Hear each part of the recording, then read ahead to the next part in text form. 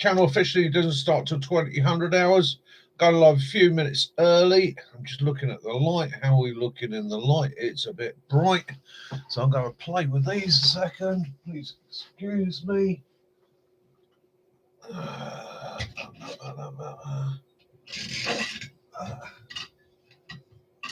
that back there. How do I feel about that? That's a bit better. I'm not glowing like an alien spaceship. That'll do me. Swing that to there. That to there. That to there. That to there. Yeah, that's that. There, brilliant. Slightly better contrast. Good evening, one and all. Make sure I can read my notes up there. Fantastic. You have to excuse me tonight. It's a bit of a fuzzy one because I've got notes everywhere. Oh, information's been coming in like you wouldn't believe. Anyhow, let's get on with the greetings. Lee, lovely to see you, mate. Foxy Lady and Sam, guys, good evening and welcome. Evening, Phil. Sound okay? Visual okay? Sam, as I said in my comment, life's full of struggles, mate. Sometimes rising to the challenge, overcoming and beating the challenge, that's the true reward. Okay, don't let the buggers get you down. All right, get your fighting head on. Yeah, somebody's going to hack you. They're going to have you. Don't let them destroy your dreams. Come back fighting. Okie doke. Rick, evening, mate. How you doing? Hope you're all good. And Sam, I'm sending you, Foxy Lady, a special okie dokie. Yeah, that's a bit strange, right? Do apologise for that. Cheers, Phil. Thanks for letting me know. I'll let you guys say your hellos. I'm just going to finish organising myself here. Oh, in fact, there we go. 200 hours. Good evening, one and all, to Hampshire Outdoors and Survival. This is our social Sunday. And all you guys out there, I will refer to as Hampshire Hog Hunters. We're seekers of knowledge. So first things first, as always, I have the glass in the hand. And I am going to finish off my merry down. Okay, that's what I started last week. Ooh, I'm a heavy drinker or not. So that's been in the fridge all week. It's probably a bit flat, but hey ho, a little bit of cider never hurt anybody. Dinner indeed. So, as usual, raise my glasses to you, one and all. I hope you've had an excellent week, and I hope the next week is going to be brilliant for you. Lee, hey mate, don't forever do things like that. Ray, lovely to see you, my friend. And so hope you get a reasonably quiet night tonight, eh? No standing behind mares. Oh, that's my cider. Oh, I'm gonna instead of doing our usual survival story. Hiya, Jim. How you doing, mate? Instead of doing our usual survival story, what I'm going to be doing tonight is talking about something that's relevant, and it's in the news. And we've had a bit of a weird issue here because the subject we're on tonight is actually something a really good friend of mine opened up to me about 3 weeks ago. And I said, do you know what? Make a cracking video of that. Hence Big Cats. And yeah. And so we've been planning this for 3 weeks. And then the news this week added to it. Well, we'll get into all that in a bit. Okie doke. In the news this week, newscast from Mick. Yeah, Land Rover's going in Wednesday. Wednesday, she's in for repair. She'll be back on the road. Yeah. All fold for another year. Excellent. Gives you a chance to relax and hopefully wind down for a bit. Jim, understand? Yeah. Okie dokie. You're in competition with the business case. Mate, do what you got to do, all right? We all have to keep our heads above water. Dirty faces, good evening. How you doing? Hope you're all most excellent. Right. So, bushcraft and survival news. You saw the videos. Polymath kit. Right now, that I can recommend to any of you that are looking at having an emergency survival kit. Okay, absolutely brilliant piece of equipment. However, what I will say to you, it doesn't come with a blade in it for obvious reasons, shipping and that, in UK rules and regulations. And it is also, I checked with this, it's also air portable. Good evening, Jace. How you doing, mate? So you can take it on a flight with you. The chemical gel in there, Exogel, is cleared for carrying on an aircraft. Okay. Obviously, that is going to go. Well, I wouldn't put it in my hand luggage. I'd want that stowed. But hey ho, there it is. It's a brilliant bit of kit. You can find on Amazon. Go direct to Polymath. Tell them Mick sent you. I don't even know who I am. And then take the kit apart. Okay. I've been talking to a lot of people over the years, training them and that. And one of the things I find quite regularly is people buy. Excellent. Yeah, I had a look at the Springfield sale. It's awesome. Dive in there, guys. Have a look. One of the things I've had on courses regularly is people take out these fantastic, sometimes $300, $400, $500 survival kits, and I go, right, yeah, what's in it? They go, I don't know. I've never looked. Okay, it's too late. Once you've had the emergency, get into your kit, dig it out, pull it apart, play with it. Be sensible with it, look at it and go, what applies to me? Do I need that, or have I got something that will do it better? And then also think about your carry kit, okay, i.e. what you have on your person. Something I come across quite regularly, which always makes me chuckle, is either knives or torches. And guys turn up and come to a course, and I'm going, like, okay, let's have a look at your knife. Oh, mate, you're like me. Knives. You go, all right, you're carrying more than one knife. Yeah. And so, like 6 pockets, 3 pouches, and a bag opening later, there are 8 or 9 knives laid out in front of me. And I have to sort of very politely, but in a friendly manner, say, well, do you really need all those knives? You know? Yeah, exactly. Or buy 2 and you've always got one ready. Or buy 2, keep one in the car, keep one somewhere else. And it looks a bulky, heavy bit of kit. It's not for what it is. Okay. It will fit in a pack with no problem. It fits in a kidney pouch with no problem. And as I showed you, it fitted in the pocket on the trousers with no problem. So again, it's a good, honest piece of kit, but adapt it and diversify it to yourself. The other thing I find people carrying loads and loads of, torches.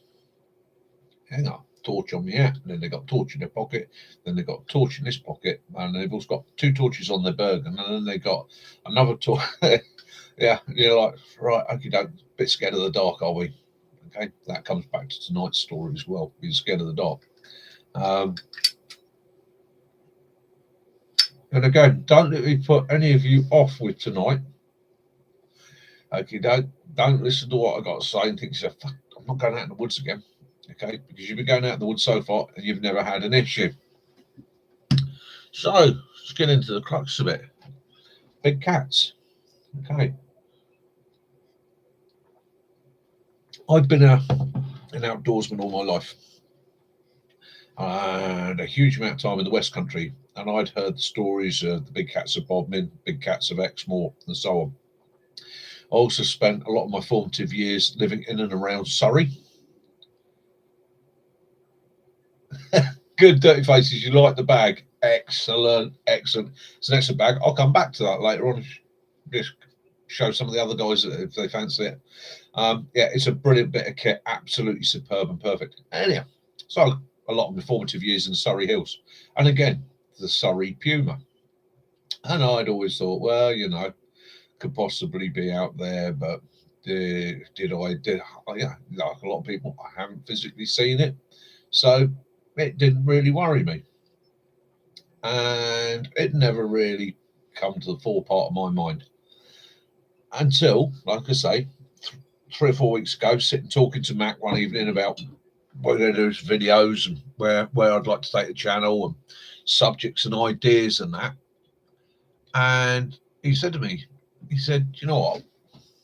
He said, I don't tell many people because I don't want to be laughed at or ridiculed, but I had a big cat experience.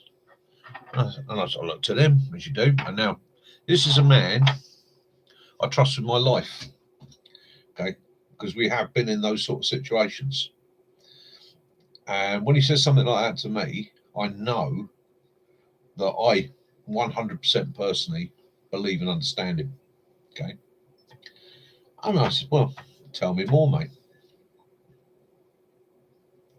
And before we go on with this story, that led to me turning around and saying to Kaz, do some research for me on big cats in the UK. Me thinking, I know there used to be one down in the West Country, and there was one years ago that was supposed to be the Surrey Puma, and there might be one in Scotland or something. Good night. The first thing we looked into was reports on big cats, which sort of blew my mind a bit, because there's an average number of reports a year in the UK only. It's 2,000. And I was like, 2,000? You've got to be joking. No, it's 2,000 on average reports of big cats in the UK per year. Now, put my statistical head on. You don't. 10 of them are probably out of their brains. Maybe 100 of them are inventing a story to make themselves interesting. Maybe another 100, 200 misidentified. Statistically, if there's 2,000 reported sightings, and a lot of these sightings are by very knowledgeable people, very experienced and very serious people, and in some cases people that are actually putting their careers on the line by bringing it up, or in fear of putting their careers on the line, like Mac, worried about ridicule and people laughing at him. Sorry, love, can't help it. I'm going to have to find a lock for this chair. If anybody knows how to lock one of these chairs, give me a shout, let me know. So I instinctively swing it. Just put my feet up on the rack. There we go. That might stop me. Do apologise. Yeah, where was we? Yeah, ridicule. So, okay. Because some of these people that have put these reports in are doctors, surgeons. Yeah, it's already been welded, Lee. That's where I got the seat from. Yeah, they've already been, they don't want to put their neck on the line. They're police officers, surgeons, doctors. In one case, a judge. Okay, a little bit of black mazzy tape around it. So again, they don't want to be ridiculed. But when you look at the numbers statistically, it was amazing. So I looked in a bit further. Okay, and it's like you say, it's the rabbit hole. You start to go down. So I'm got lots of notes tonight, and I do apologise. So first reporting that was actually an official report was 1825, and that was in Farnham. A farmer and political commentator of the time, William Cobbett, reported seeing a big grey cat the size of a spaniel while on a rural ride near Waverley Abbey ruins near Farnham in Surrey. Okay. Hi, Charlie. Excellent. Glad to see you here, mate. So again, at Waverley Abbey in Farnham. Then we jump forward, and there were sightings in between. Jump forward. In the 1960s, it really grabbed the media's attention, and yeah, okay. In the 1960s, it really grabbed the media attention, and some began to name that it's the Munstead monster, the Crondall cougar, and the Surrey puma. Zoologists and naturalists have said there may have been as many as 100 big cats at large in the UK after 1976 and the Dangerous Animal Act. Right, Dangerous Animal Act. So 1976, prior to 1976, and especially through the 1960s, if you had enough money and you wanted to really show off to all your friends and neighbours, you went out and bought yourself a big cat. You bought it as a cub or a kitten, and you kept it around the house. You walked it around on the leads. You fed it meat, and there was no issue with that. No license required. It was no different than going and buying a budgerigar goldfish today. Okay, no issue at all. So in 1976, the government saw this and suddenly realised there were so many big cats, and not just big cats, other animals in the UK, they needed to act. So they brought in the Dangerous Animals Act. Now, Dangerous Animals Act requires you to have a license for any species that is a threat to human beings, livestock or other animals. and it requires you to show that you have built the right caging or housing environment for that animal, and it has to be suitable to the environment and the animal, taking in mind the animal's welfare and care, as well as making it secure to protect everybody else. Mancoons did get huge. And of course, there were at the time tens of thousands of people keeping cats. And we're not talking just lions, tigers, okay? But 40 species of big cat, or 40 species of cat, not including our domestic, which then sub-breaks down into, you know, your tabbies and so on. And they go from everything from your smaller species all the way through to lions, tigers, right at the top. Now, one of the things with lions and tigers, they've always been difficult and apex animals due to hunting. Very expensive, very hard to get. But things like pumas, cougars, mountain lions, lynx, readily available in the 60s, and there was a roaring trade in them. This act comes in 1976, and a lot of people have had their animals for a few years, fallen in love with them, and they suddenly found themselves with two options. If they didn't have the facilities or the ability to make housing for it, and they couldn't get it into a zoo, and bear in mind, by this time there was a glut of these animals going into zoos already, the answer was the vet and the old injection. And can't agree with it, but people love their pets. They love their animals. Okay, so what do? They released them into the wild. Now, that wasn't illegal, and that wasn't made illegal to do until 1991. So up until 1991, you could release pretty much any animal in the UK into the wild with impunity. There was loopholes in laws. Now, the private owners took advantage of that. So there was a glut of animals going into the wild. And again, right up till 1991, some unscrupulous dealers, suppliers, smugglers, and zoos, circuses, and that would release animals into the wild without fear of prosecution. Okay, and in some cases, these were big cats. It may be a big cat that's becoming too expensive to keep, or has an issue with your other cats and you can't find somebody to take it on. So they got loose. And people again couldn't face the thought of putting their animal down. So it's like, take it out to the moors. It's not going to bump into anybody. Go on, Tigger. He's used to people. He's not going to grab anybody. And off Tigger goes. But these animals get released into the wild. Now, there weren't very many tigers and lions released into the wild. We would have known about that. Okay. But at the end of the day, one of the things that was released in numbers were cougars, pumas, lynx, what we would call the more medium-sized cats, the more readily available cats. And these animals adapted superbly to that environment. And I'm not a big cat expert, but over the last 2 weeks, I've been doing my research and speaking to a couple of experts and a couple of professionals that know their stuff. And it was fantastic. I'm cautious today to name people, but a lot of big name circuses and zoos release their animals, again, without fear of prosecution. I'm not going to mention them just because anything comes of it later date. And they were released in Dartmoor, Exmoor, they were released in the Malverns, they were released around Birmingham, they were released up in the Highlands, they were released all over the place in Wales, one in Prestatyn. I hope I said that right for some of you that are Welsh. I don't offend anybody. So again, they went out into the wild. Now, the medium-sized cats are adapted brilliantly to the UK's environment. They're not really an issue to us and wouldn't be an issue to us.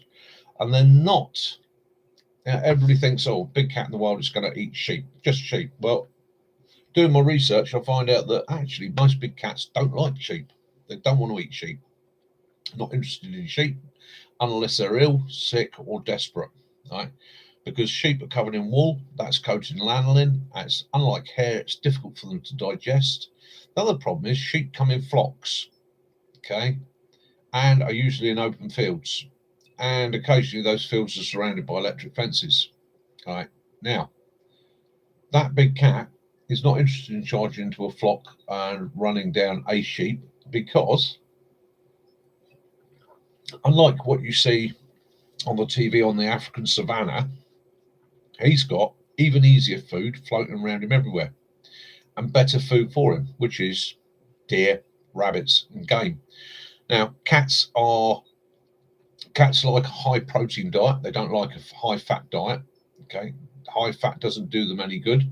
We're developed for high fat. They're developed for protein, and their bodies want and crave protein.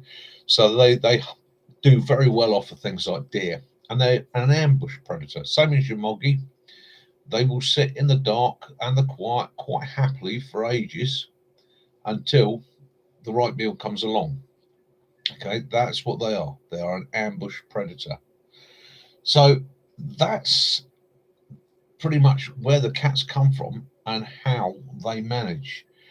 They take things like foxes, they take things like cats, they'll take a dog, they will take deer, they will take rabbits, they'll even take things, small things like voles, mice, and so on. They're, excuse me, an opportunist. Size wise, pumas and panthers. Panthers are the bigger of the two. Pumas, you come down to lynx, and then you come down to smaller species, which there are still an issue of in the UK being brought in. And I just got to dive to one of the books and the notes. So, when you're looking at cats in the UK, the biggest legal cat in the UK without a license is the Savannah cat, okay, which grows up to 38 centimeters in length and can weigh up to 6.8 kilograms, okay, and as a kitten, look like a kitten, okay, but the Savannah cat is legal in the UK. I believe you have to get them through recognised breeders, and you have to show in a lot of cases that you can manage them. Certainly do.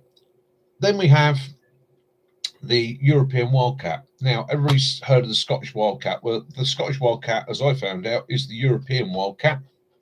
A European wildcat grows up to 34 centimeters, weighs 7.5 kilograms.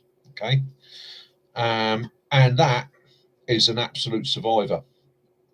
For years, they thought that they had pretty much gone extinct, and then people doing big cat research for various universities and establishments are finding that they're out there, but they are so adept at avoiding us. Okay. Speaking to somebody again who can't be named in Customs and Excise, has informed me that one of the big issues they have at the moment, and is very popular amongst certain fraternities, is the Indian jungle cat, which apparently, as a kitten, you could pass it off as a domestic cat, and it's one of the ways they get smuggled into the UK. Now, the Indian jungle cat looks very similar to your friendly neighbourhood pussycat. However, when he becomes an adult, okay, he's 76 centimetres long, and he can weigh up to 15 kilograms. It's 35 pounds in weight. That's a lot of cat. That comes and sits on your lap. You're going to give it the milk and anything else it asks for. Okay. Now, looking at it from the other side of the point, legally owned, and the only statistics I could find was for 2021. Okay. So in 2021, there were a total of 320 licenses for wildcats or big cats issued, right, in the UK. That's 320 big cats into the UK, and that came down to here we go, 11 lions, 8 tigers, 11 leopards, 18 puma, 10 cheetahs, 2 ligers, which are lion cross tiger, and 1 jaguar. Also out of interest to you, right, Dangerous Animals Act, they also licensed 274 primates, 158 crocodilians, 508 venomous snakes, 332 scorpions, 106 venomous lizards, and strangely enough, I suppose if you want to cut the grass, 2 elephants. Okay. Look out the window, see an elephant standing in the neighbour's garden. Morning, Maud. Make you jump. So that was legal into the UK. Okay. As we're all aware, the illicit market is much bigger. And again, illegally imported and smuggled animals, it is unfortunately rife. It's a terrible thing. And what can these people do? Once you've got an illegally owned animal, can't really go to the vets, can you? If it suddenly gets too big for you to handle, what you up to? You let it go. So then that brings me to, how do they manage? How do they breed and how do they survive? Well, doing my research, I was quite shocked and surprised to find that a male puma has a range of about 150 square miles. That's his territory. Female has a range of about 50 square miles. So when you think of the size of the UK, yeah, they're going to bump into one another sooner or later. And they scent mark, so they leave their story behind them. If the female's coming into season, she starts leaving marks, and any male that's coming through the area, he's going to find her and track her down. Okay, that's what these animals do in the wild. Can they survive alongside people? Well, have a look on YouTube and look up urban leopards in Mumbai. That's a bit of a shocker, that was. And when you come down to your home moggy, if he's an outside cat and decides to wander, yeah, he normally has a territory of about 150 acres, which is a fair old size. Yes. So in 1978, sorry, the owner of Plymouth Zoo has admitted to releasing 3 pumas onto Dartmoor. Okay. I've got to dive back to Caroline's notes for me now. She wrote this out for me.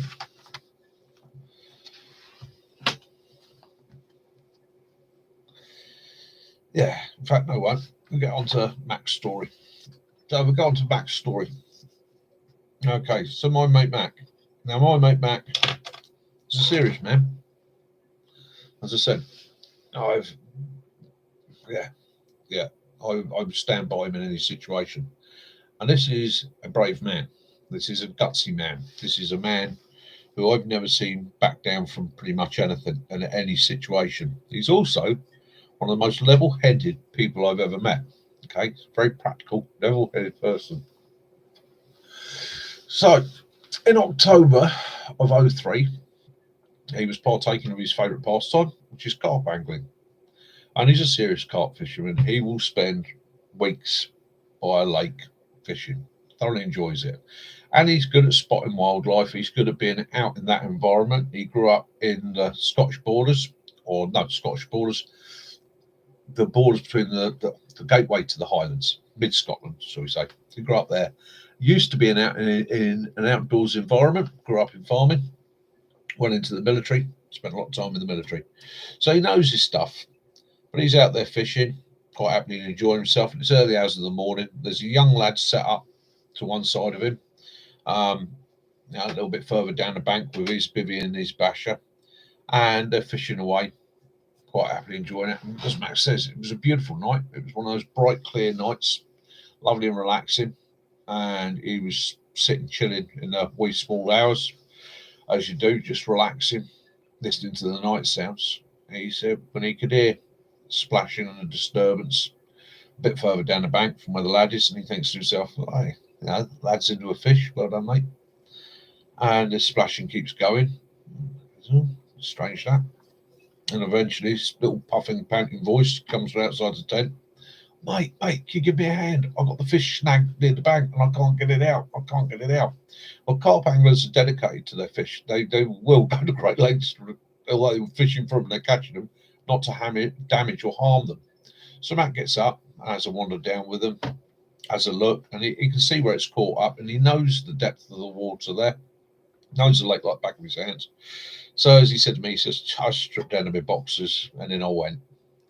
And he said, swam across, got the fish out, released, made sure it was okay, got it back to water. And believe it or not, say make it okay, Mac and a lot of other carp anglers actually carry antibiotic ointments. So if they do injure a fish, or the fish they catch is injured or it's diseased, they treat it. Yeah? So that's quite nice to know.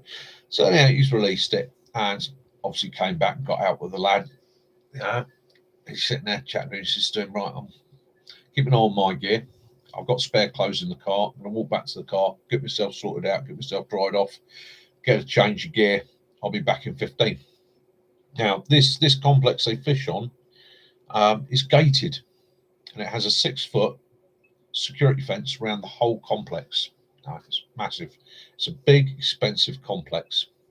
So he walks back to his car and he said to me, you have to follow up the fence line, and just outside the fence you've got a river, and that river's quite fast flowing. So he said there's quite a bit of noise from that, but not an issue. Walking along in the dark, minding my own. And at one point the river turns, comes into the complex, and there's a little bridge over it. This is not an issue. Trotting across the bridge, minding his own. And just as he come off the other side of the bridge, a cat stepped out. And he describes it as being just under waist height, black, within 20 feet of him. He said this thing just stepped out. He said it emerged like it was silent. He said it appeared in front of me and it turned its head. It looked at him. Max said it's only 3 seconds or so that it stood there. He said, but he said, what'd you do? He said, the human brain says I'd run away, I'd shout and scream, I'd wave my arms around. He said, no. He said, I stood there and literally went, eh? What the eh? And this cat, to apologise for that, this cat just stared at him for about 3 seconds and then walked away. Just disappeared into the undergrowth along the side of the fence. Went up the fence. And Matt was like, fucking hell. It's a fucking cat, it's a big cat. Fuck. And he said to me, well, I went for the car. I was like, I need to change your clothes. I'm stood here in my bloody boxers. So he went to his car, got in his car, still thinking to himself, what the fuck is that? Big cat, it can attack me, it's dangerous. What am I going to do? So he got in the car and he fired the car up, turned the headlights on, had a bit of a mooch around, swinging the headlights up and down the fence. Couldn't see anything. Sat there, rationalised it, and like I said to you, he's a man. He's a ballsy man. He's not a man to run or panic. And he thought, got the lad fishing down the bank there. He's down there on his own. We'd be probably better off 2 of us together. And I'm blowed if I'm leaving thousands of pounds worth of fishing gear sat on the bank on its own to get pinched by somebody. So he girded his loins, got himself changed, had a walk back down there. And as he said to me, all the way back down there, you're like, your ears are going, you're like, alerts up. Got himself back down to the lad's bivvy, and I thought, it's 2 of us. I could sit here for a while. And he sat, chatted to the lad, didn't mention anything to the lad again, because he was like, what'd you say? You start telling people I've seen a big black cat, they're just going to laugh at you. So he sat there and thought, well, it's gone there, whatever it was. And eventually, after an hour or so, went back to his own bivvy, absolutely knackered, got himself into his bivvy. And as he said to me, he said, if I went to sleep, he said, I looked around my bivvy, and the only thing I could find that I consider a weapon was the mallet I used to drive the stakes in on my bivvy. He said, so I literally went to sleep with that on my chest. And yeah, he did. Eventually, through being knackered, he nodded off, went to sleep. Woke up in the morning, initially thought, it's a fucking dreaming. Realised he's got a mallet on his chest. Oh, I'm fucking dreaming. And thought, well, I can't really tell anybody. If I tell anybody, they just, you know, it's like you start telling people you've seen a UFO, people are going to laugh at you. See, you put it back in mind. But about 2 or 3 weeks later, he's in the tackle shop that serves this complex. And he stood in the queue. And the lady at the till looks up at one of the guys in front of him and says, seen any big cats lately? And the guy goes, nah, not just lately. Hello. So he waited till the guy had been served. And as the guy come past, he said, oh, were you, mate? I said, yeah, you've seen big cats? And the guy was like, yeah, I've seen big cats on the complex. I know you're going to laugh, but yeah, on 2 occasions I've seen a big cat here. And Max said to him, well, it's funny you say that, so have I. What did your big cat look like? So they swapped descriptions, and it turned out that this guy, again, fishing, sitting there silent, like a lot of fishermen do, in their bivvy, well camouflaged, starting to smell like the local environment or your bait, heard a commotion and saw 2 deer belting across, closely pursued by a large black cat. And at the time thought exactly the same thing as Mac. Fuck. Anyhow, on another occasion, he was sitting in his bivvy, heard a noise behind him, had a look round to see probably the same, but a big cat moving away. So that was his experience of that. Now, Mac being a practical man, thought, well, I'll keep it to myself still. I'm not going to, there's no point in mentioning it anywhere. But he decided several weeks later to take his daughter to Marwell Zoo just to sort out his own mind. You know, what the hell did I see? Can I see something down there? And he went to Marwell Zoo and he saw a panther. And it's very similar in shape and size. However, as Mac described to me, he said the panther I see at Marwell Zoo, or the big cat I see at Marwell Zoo, was waist height. The one I saw was under waist height and slightly different body shape. So we think it's probably a puma. Okay. So, yeah, that's Mac's story. Now, again, they survive. They adapt. They avoid human beings. They see us as a threat. Even if you've done tours or you've been abroad, big cats abroad, they avoid human beings. Okay. Unless you're unlucky to end up in a pride of lions. Okay. The cheetah, the lynx, the bobcat, even in America, when you look at the numbers of mountain lions in America and the number of attacks, okay, it's quite small in comparison to the numbers of cats because, again, they've adapted to avoiding people. The only time they tend to come into contact with people is if they're sick, they're ill, they're elderly, they're dying, and they can no longer hunt their natural prey, in which case they'll avoid. So let's go back to my notes. That's Mac's story. And thank you, Mac, for sharing that. I know it's one of those things. So, 1976 Dangerous Animals Act. Okay. There have been plenty of sightings, plenty of videos, and a lot of times it goes quiet. There have been big cat bodies found at the side of the road. It's been reported. Nothing's ever heard about it.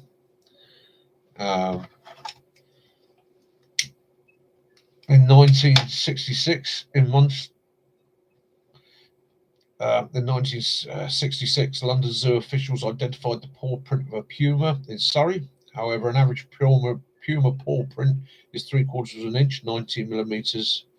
And no, this paw print was 19 millimeters smaller than the cast. No one's ever come across a big cat skeleton. Well, big cats, they go off to die. They normally hide themselves away.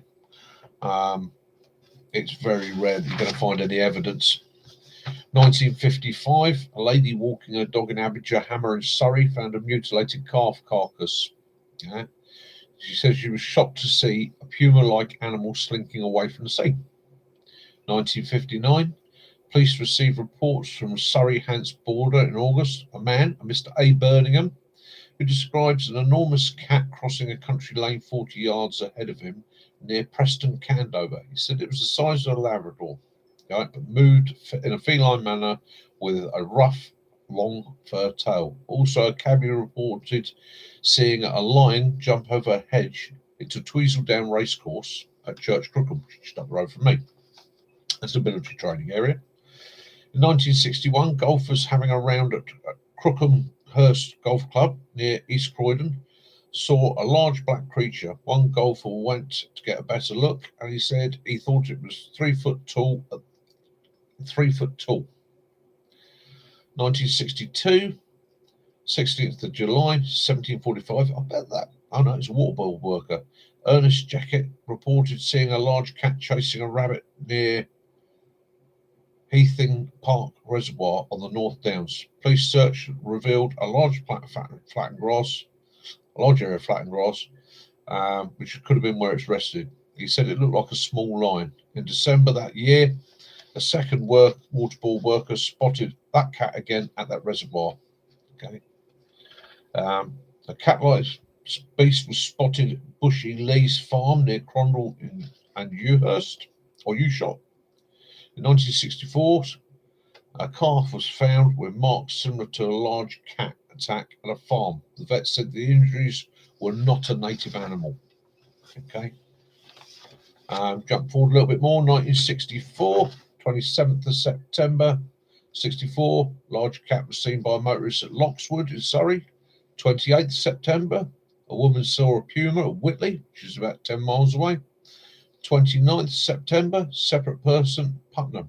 That's about another 10 miles away. A road worker says he came face to face with a puma. 3 separate people, 3 separate days, at 10 miles apart. Okay. 1965, a woman tending her horse saw a big cat leap, or had a big cat leap over her head. I'll tell you what, that's a major jump, wasn't it? Jump forward a little bit. 1976, Dangerous Wild Animals Act comes in. Okay, so 2016 to 2019, there were 155 big cat sightings reported to police. In 2000, Leslie Maiden, a lion tamer known as One-Eyed Nick, told the Birmingham Post that in 1975 he released a panther and a puma into Derbyshire, and although concerned that they wouldn't survive, going back weeks later, he managed to find sheep's carcasses and recognised the kill type. Okay, seemed to him that they were adopting pretty well. In 1983, after reports of a mystery predator on Exmoor, a team of Royal Marines went in but failed to catch it. Now, there we go. Team of Royal Marines were put onto Exmoor. I remember this. To track down the Exmoor big cat. Now, cats are super aware of their surroundings. Okay. The cat knows what's going on around it, and it's aware of its surroundings. It's aware of its environment. Its environment suddenly becomes invaded with large groups of men. Well, the first thing the cat's going to do is remove itself from that environment. Now, a cat will see and hear you, okay, long before you will ever see and hear it. It will also smell you on the wind, way before, okay? So at the end of the day, when it comes to sending armed forces or military men, and I no disrespect to military men, because when it comes to tracking down another human being, ace, that it'd be far better sending in gamekeepers, okay, people that know the land, know how to move. Max is slinky. Yeah, that's how he describes that cat moving away from him, slinky. So if you put large groups of men out to look for these things, they're not liable to find them. Another bit of interest for you when you think about it, and this comes back to a report I was reading, an official report, or no, a guy talking about an official report who was high up, and again, they will remain nameless, but it is out there in the realms. He was asked why nothing official ever comes to it. Why did the police remove the bodies? And he said it's quite simple. One, fear in the public. People would start to panic. They would demand something's done. And it could cost millions to try and sort these cats out, remove them. Two, the argument, leave them or keep them. You're going to end up with divided people who are then going to create all sorts of dramas and issues. Okay. Three, what are you going to do with them when you find them? Do you shoot them? Do you euthanize them? Do you put them in zoos? Do you put them in collections? And all that's going to cost money to sort out. Okay. Now, what you've got to remember is also politicians, and I normally stay away from politics, but politicians are populists. Okay. They rely on the vote of the masses. Rural affairs very, very rarely get dealt with in a serious manner because the population, the majority of the population are in the inner cities. Right? They're in the mass areas where they're not having this problem. A big cat, somebody who lives in the centre of Birmingham in a tower block, no interest. Okay. This is why when you get out into rural areas, like the West Country, they've got no motorways, very, very poor infrastructure. Why? There's not that many of them down there. And does their vote really matter in comparison? So, no, they're not going to really do anything about it. The other issue is if they confirm it, it means that people can come to them for compensation. Farmers and so on can say, well, my livestock have been attacked, you owe me for a sheep. You know, you're allowing these things to be out there in the environment, you haven't done anything about it. You've got to compensate me through DEFRA. Okay. So that's why these things for years have been hushed up. And realistically, if you look at it from a politician's point of view, is it a big issue? Until somebody's attacked or injured, is it a big issue? It's not. Okay. Likelihood of somebody being attacked and issued, you've got to weigh it up in odds. No, you're more likely to be struck by lightning than you are to even see a big cat.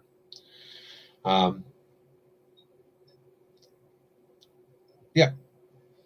And so at the end of the day, tracking, finding, managing these big cats would just cost millions. And it's not in the politicians' favours to bring it up, not until something happens. So, 1983 reports of a mystery predator on Exmoor Timor is yet with that. 95, Ministry of Agriculture spent 6 months examining eyewitness reports, video recordings, and plaster casts, and concluded there was no evidence to verify the presence of a big cat. Okie doke. So that was the official word. Okay. Since 2009, the Forestry Commission has reported that its officials have observed big cats whilst conducting deer surveys in the Forest of Dean. Dr. Andrew Hemmings, a researcher for the Royal Agricultural University, has for several years been conducting an analysis of the bite marks of animal carcasses. In 2016, he told the BBC, when considered with the wealth of reliable witness reports and physical evidence that I have obtained, and the toothpick data marks points from carcasses, the presence of carnivores bigger than those indigenous to the UK is a definite and a positive. In 2006, The Guardian said that there were lots of big cats in the UK as pets, including 12 lions, 14 tigers, 50 leopards among them. Okay. Later on, 2020, Dr. Andrew Hemmings has actually said that 80% of reports are credible, and he personally believes there are somewhere between 250 black leopards and possibly around 200 pumas in the rural parts of the UK living and existing alongside us quite happily. Okay, now that's putting his career definitely on the line by making a comment like that. Yeah, so that's where I've gone with that. I've got lots of other notes here, but the thing that was interesting, made me and Mac laugh, and it's funny how things work out. This week in Gloucestershire, they were investigating some big cat, or what they predator kills we'll call them. Okay, sheep that were damaged by a predator, and carcasses.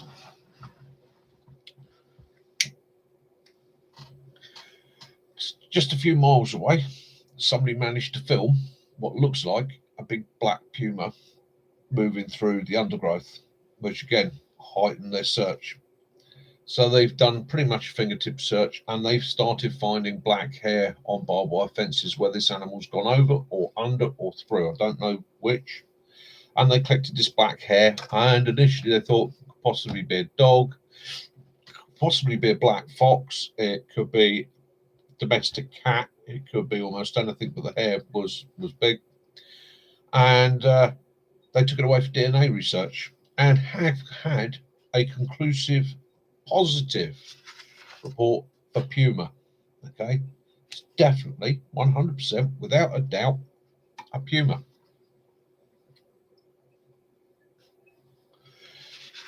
So that is pretty much where that brings us to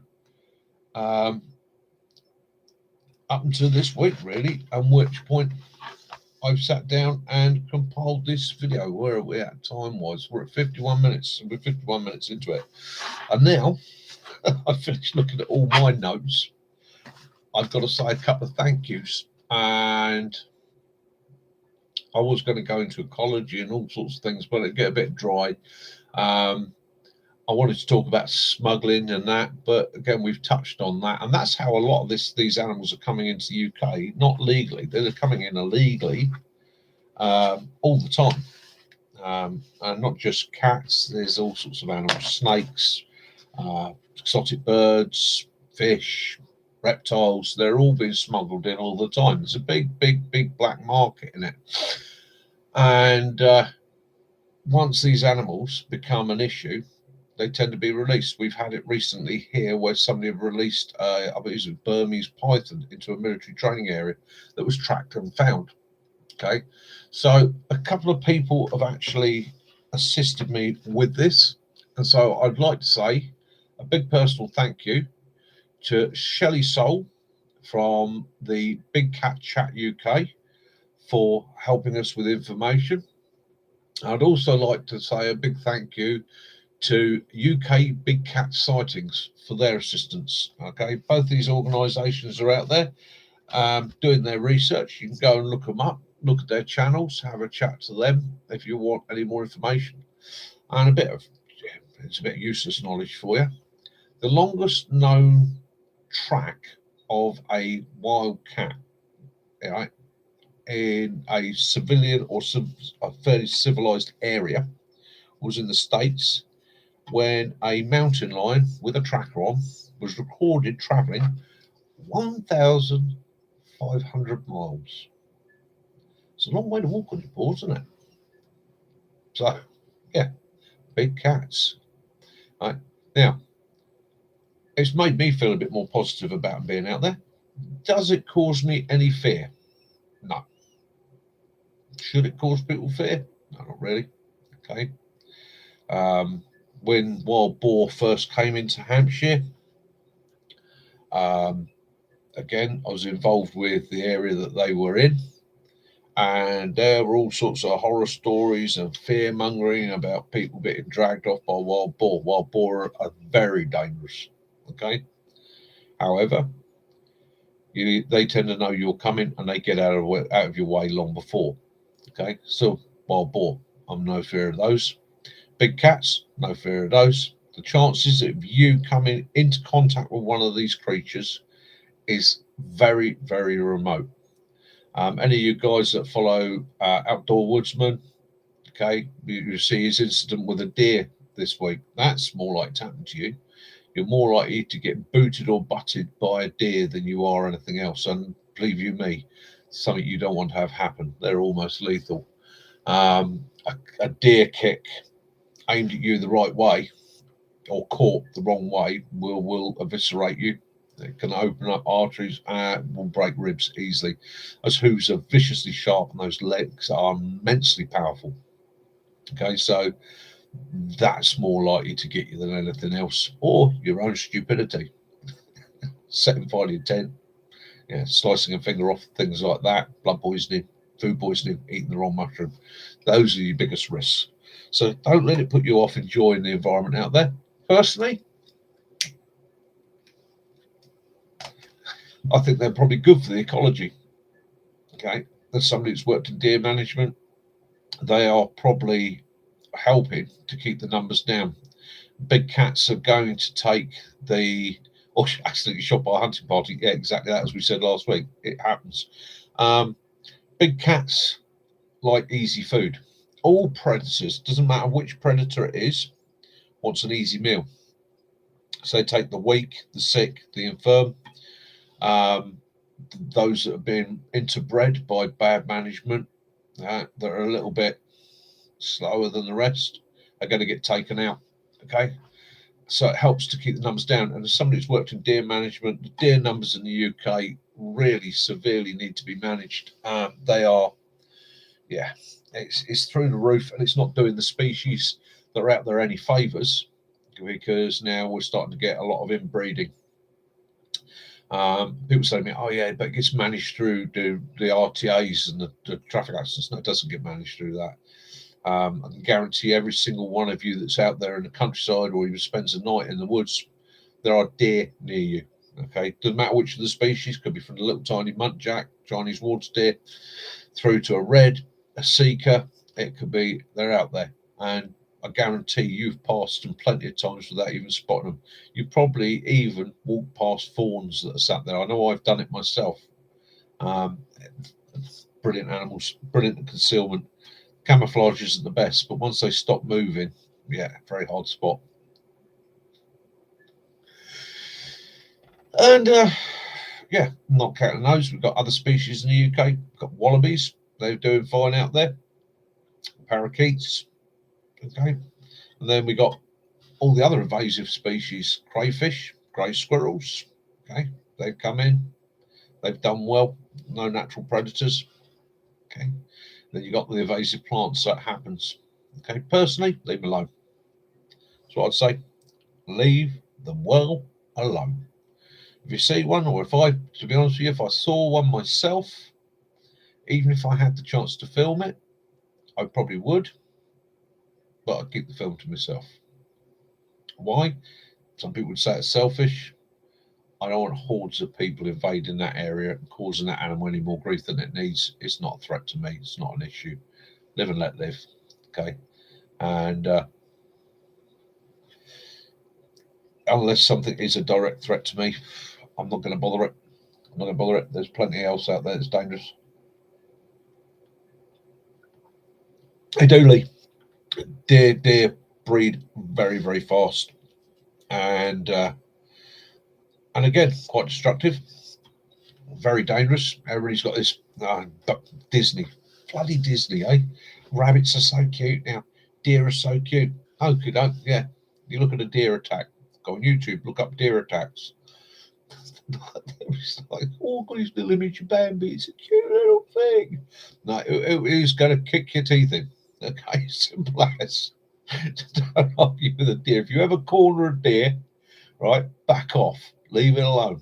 Okay. Yeah, I know it eats leaves and vegetables and that. Back off. Put a tree between you and it. Okay. They're a sight animal and hearing. So it will basically, once it loses sight and it can't hear you, it's going to do one the other way. Okay. As far as it's concerned, the threat's gone. If it decides you are a threat, you're in trouble. Right. If it can't see a way of getting away, it's coming through you. Even the little Chinese water deer. Yeah, that's got fangs. Okay, if you don't believe me, look them up. If you've never seen one, makes you jump the first time you see it. It's a vampire deer.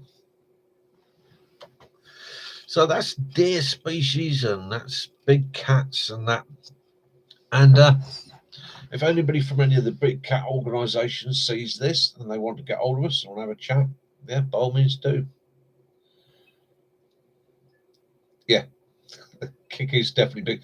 It's a man that knows his muntjac. The Kiki's bigger than the bark. Yeah. So, for those of you who don't know, muntjac deer bark. They bark like a dog.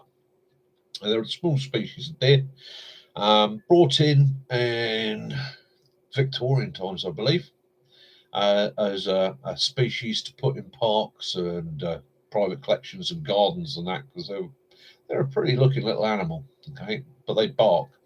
They're a jungle deer, so they love absolutely super dense undergrowth. They're an amazing little animal. They can move through brambles without making a sound. Absolutely incredible. But like I say, the male will bark as a warning, and it sounds just like a dog. Another thing is, the muntjac deer is tiny. My dad used to call them pot roast deer because of their size. He used to actually say he prefer that to a hare. But muntjac deer, the males, are absolutely ferocious. They are brave. Okay, their instinct. They have a harem of does. Okay, and if that harem comes under attack by dogs, that little male, and it is a small deer, will stand its ground, knowing full well he doesn't. He's got nothing other than speed, his headbutt, and his hooves. He'll stand his ground. Absolutely tenacious little buggers. A lot of time, a lot of respect for them. Yeah, and again, it's an invasive species, but it's learned to live here. It's managed. It's been here for a very long time. It's not a threat or an issue. Leave it alone. From us, from a survival point of view, if you ever have to turn to it, yeah, there's a food source for you. It's something you can manage on. Oh, right. Without being rude, I'm just going to have a quick squeeze back through some of the comments because I've been reading all that out and I've not had a chance to go through the comments.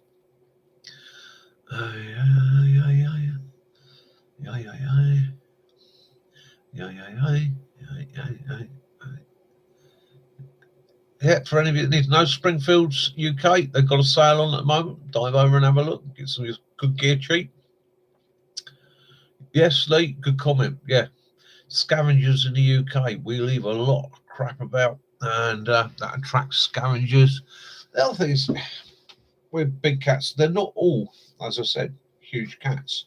Some of the species that are coming in or being brought in are smaller species that are being smuggled in and being released, and then they crossbreed. I believe the lynx has been known to crossbreed with large domestic cats, and you end up with a hybrid. That's right, Kaz. Shoot it with a camera, not a gun, unless you're hungry. Exactly that. No matter how nice they taste, don't need to do it. If you just trying to think of advice, I would suppose, as with any predator, the advice that I would give you if you ever came across it yourself, and Mac probably did the right thing, never turn your back. Okay, all predatory species are designed as chasers. They want prey. They want something that's fleeing that they can take from behind, ideally. And most of these predators will take the neck. Yeah, it's instinctive for them to go for the neck and disable their prey as quick and easy as possible. Even down to small predators, weasels, stoats, ferrets, they will do the same thing. They go into the back of the neck. Cats do the same, with the exception of lions, who smother. They'll actually smother you. That's great, isn't it? Get strangled by a lion. But yeah, so if you keep your face to it, obviously you can see what it's doing and you can back away.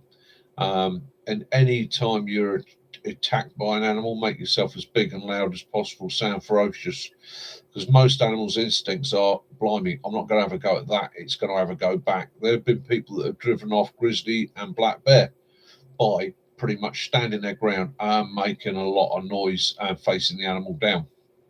The animal's got an equation to make. Is it worth the risk, or do I just bimble off and find myself a rabbit for lunch? So again, I would do it that way. And I am no expert. Please, that's just my personal opinion on how I would deal with the situation. I've no doubt somebody who does know what they're talking about is going to get hold of me and say that, well, actually, you're talking crap, Mick. But that's how I deal with predators. Yeah, hunting. Those I've hunted. Well, I say hunted. So this is the difficulty. So if I use the term hunting, it sounds like it's something I do for pleasure, do for sport. I don't, but I have worked and had to manage vermin and control vermin and hunt growing up in a rural environment around farming and looking in or working within wildlife conservation management, forestry, and yeah, as pest control.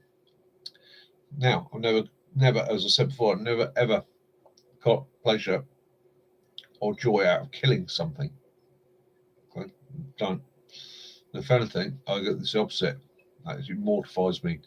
I've cried over animals I've shot before now. For absolutely terrible. But I've known two things. One, if I'm going to go and do the job, I do the job well. As I was saying to you before, the skill in anything like that is in the stalk. Okay, it's getting close enough to make the perfect shot. If you can't get close enough to make the perfect shot, you need to go away, retrain, rethink, or approach it from another day or another angle. Okay. And my moral dilemma was quite simple. I knew I got the ability to stalk, and I knew I got the ability to shoot accurately through years and years and years of practice.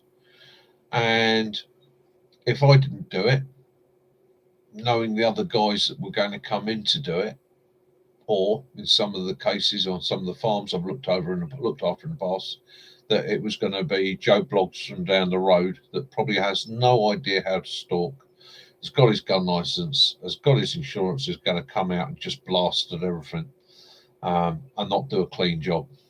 Okay. Satisfaction in hunting for me was in a clean, humane kill. And I've turned down more shots than I can ever remember on the grounds that I've looked at it and thought, nah, can't guarantee that's going to be spot.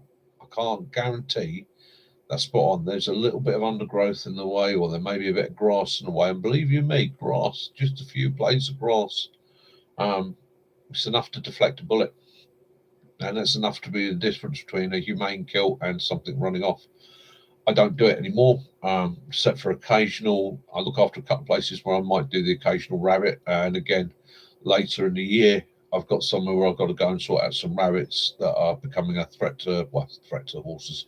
They're ruining some paddocks, and there's a risk of horses breaking legs and that. So I'm going to go over and reduce their numbers a little bit. And we'll probably do a video not on the vermin control side, but I'll probably use the carcasses to make a stew or a meal, and I will show you the preparation systems that I use. Okay, and again, it's just the way I do it, how I've done it.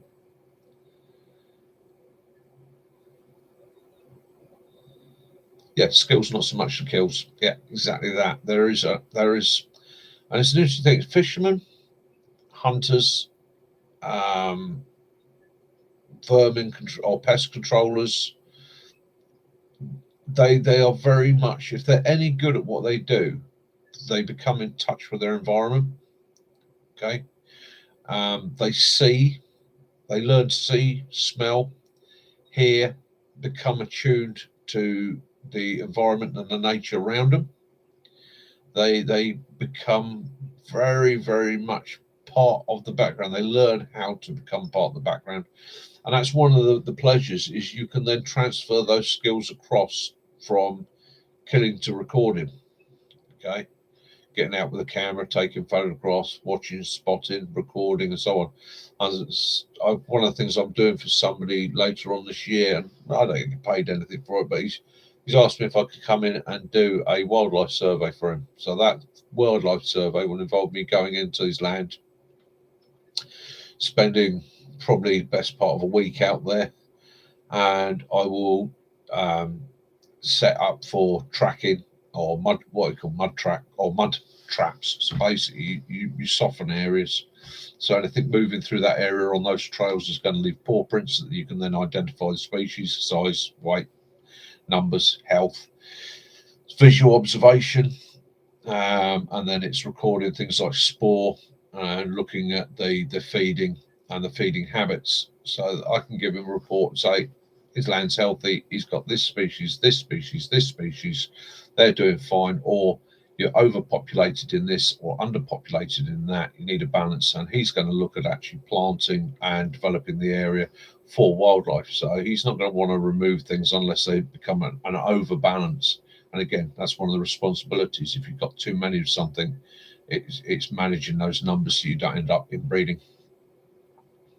Make sure you use all your instincts. Certainly does, Lee, and it's nothing finer. Okay, and everybody does it.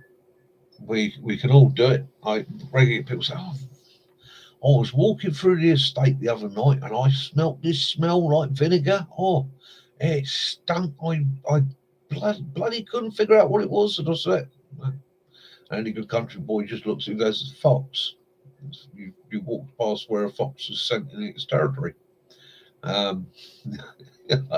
You know that smell. So again, when you're walking out in the woodlands, how many times are you walking along, or you're setting up your basher for your camp, and you're sitting there, badgers.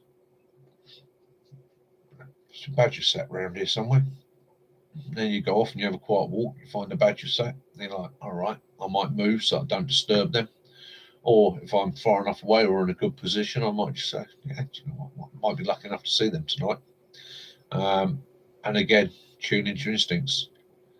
Okay, you use there is a part of the brain which rings a bell, and it rings the bell long before your consciousness has seen, heard, smelt, or recognised what's there. Okay, and they call it intuition and that, but it is just an ancient part of the brain that goes, something there, something not right. Right, listen to it. Okay, used it many a time. I've had situations where I'm sitting somewhere and I've known there's somebody coming, although I cannot see them. They're the other side of the woodland, the hill, or whatever. I know somebody's coming. And then when I'm sitting there trying to rationalise it, I suddenly realise it's because my subconscious has picked up on that flight of jackdaws that have come out of that area there, the way they've come out, the fact that they're giving their warning call. Okay, so my brain goes, that's probably somebody walking through there. Okie doke. So I just drop down under cover a bit more. So again, it's tuning your environment. Okay. Indigenous peoples, First Nation peoples around the world, they're still in touch with this and they still use it all the time for hunting, self-preservation, and protection. Okay, so you just learn to use it ourselves. And modern society says it's tuned it out of us. Well, it hasn't. You all still got it.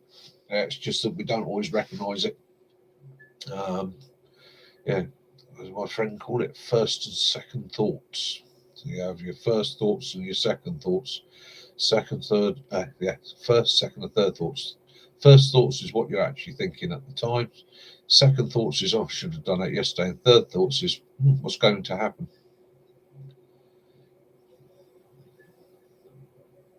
Lee, yeah, but that's that's a weird one, isn't it? Now, I'm sort of screwed there. Years of military grade pops and bangs have absolutely killed my hearing. My eyesight is failing, and I smoke way too much for my sense of smell. So I've got to go with the sense of touch. Yeah, that's the world's first braille stalker. And if there's anybody out there that is partially sighted, I do apologise if I've just offended you. It wasn't intended. Okay. Yeah. So where else can we go with this tonight? Yeah. So we've done big cats. We've done populated areas. Survival. Right. Let's get into some survival. Let's give you some ideas of what's coming up. Right. So hopefully you all had a chance to see the short and the video of the polymath survival tin. Okay. So I got that in. Now, I've never bought a survival tin in the past, ever, because I've always made my own. Okay. And over the years, based on military ideals and techniques and systems and knowledge from working environments, being outside, practical thinking, really. I mean, I was carrying a tourniquet. The tourniquets were still carried as or judged as illegal. Why? Because I worked in forestry, I did chainsaw work, and I did a lot of tree climbing. My attitude was, if I lop a limb off in an accident up that tree, I want the ability to save my own bacon. Right. As you just pointed out that. So what we're going to do, me and Mac, like I say, between us, many years of experience, we're going to be covering personal survival tins, and we're going to give two different perspectives on it. Okay, one military, one civvy perspective, see how they compare. And we're not going to do this in front of anyone. What we're going to do is we're going to go away, sort our tins out, and then as a video, do a comparison. And we're going to throw it out to you guys, and you'll see exactly what we carry. And it'll be a case of each tin will be based on our own experiences and what we think and what we do. Okay. Now, Dirty Faces has hit one. This bag that I picked up this week. I'm going to move back a little bit. These bags, absolutely brilliant. They're on Amazon at the moment. They are the Flintronic tactical bag. These, as you saw in the video, brilliant. You've got a security strap there. Okay. You've got this pack on the back is a mold setup. So you put it on a belt. It also has loops. You can put it on a strap, or you could obviously clip it to a vehicle. Okay. Now, it's Velcroed to the bag. And when I say Velcroed, it is really Velcroed. On the top here, you've got a quick release strap. So that comes away to enable you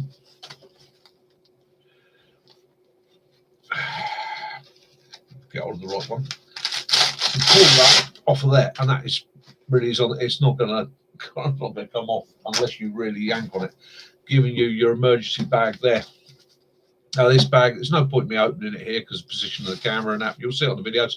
This bag actually has 3 sections within it. Okay, at the moment in that, I have a mess tin pack.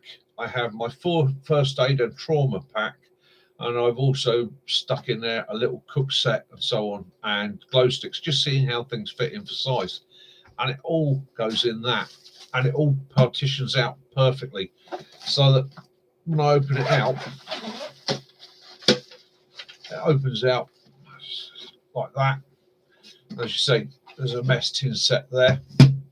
Behind that, there's a little cook set. I'm not going to show you now because that's coming up on a video this week. There's 2 pockets in the back there which are Velcroed up, and then in the front you've got what I would class as my first aid kit there, emergency kit. More than enough room for a couple of Israeli dressings, a couple of tourniquets, a knife, and then in this pocket here, yeah, I've got basically meds, spare lighter, a bit of tinder and so on. All goes away in an absolutely brilliant little pack. I'm going to get myself another one of these, and that's actually going to have the Polymath survival tin, a bit of scoff, and a bit of comfort aids, and that's going in my motor. It's going where I can clip it up in the motor, just so if I'm out, something happens, and I haven't got all my gear with me, I've got a backup. I've got enough to make a brew, make myself happy, and if I have to, spend the night. Okay. That, just to give you a heads up, that's going to be on this week's video, and that is the world's cheapest cook set. Okay. And I'm going to do a review on that one, see what I think of that one, show it working in the woods, because we all know we like to make a little fire occasionally, and I'm going to give you an honest opinion on that and see what we think.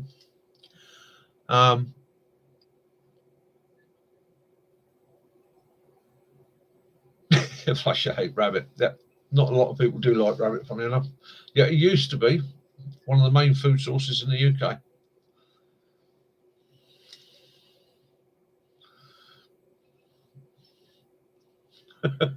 Battle between cock. I'll tell you what, give the 2, I'll take the fox piss.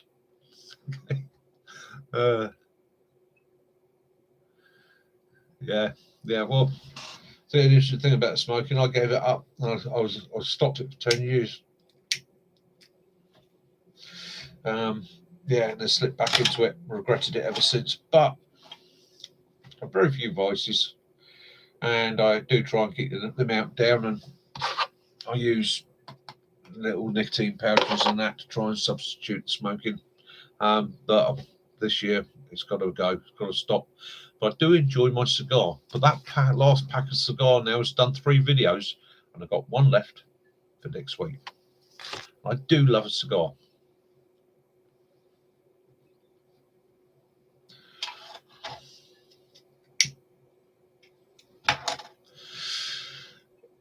Anybody, yeah. Oh, has anybody out there, I should have asked earlier on, ever had a big cat experience? Have any of you ever come across anything? Anybody ever seen anything? Or even seen or heard a trail or a mark? Or anybody out there, and anybody that watches this video that's abroad, that lives in a country where you have big cats? Yeah, hit me up with some information. If what I've said about, if you suddenly find yourself in a confrontation with it, it's completely wrong, hit me up, give me the information. Okay, local knowledge is always worth having. If you live in an environment where you have big cats, how do you manage with them? Do you find they're a problem? Do you find they're a threat? Do you find they're an issue?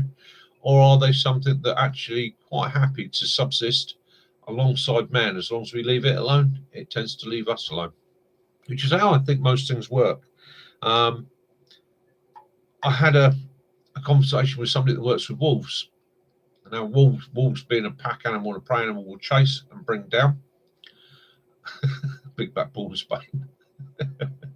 Yeah, I hope you were very nice to him. Yeah, wolves will prey a chase animal. And like dogs, they like something that's running. They will instinctively chase it, but they work as a pack. Okay, so they will tear into a flock of sheep, as will dogs. It's their instinct. Big cats, they're ambush predators, so they tend not to do that unless they really have to. Yeah, I tell you, Mac, it's one of those, isn't it? You'd love to have the experience, but you don't know that you'd enjoy it at the time.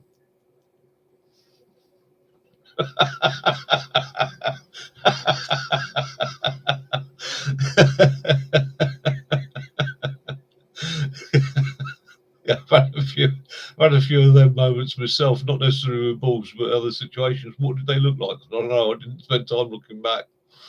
I just got my arse out there as quick as I could.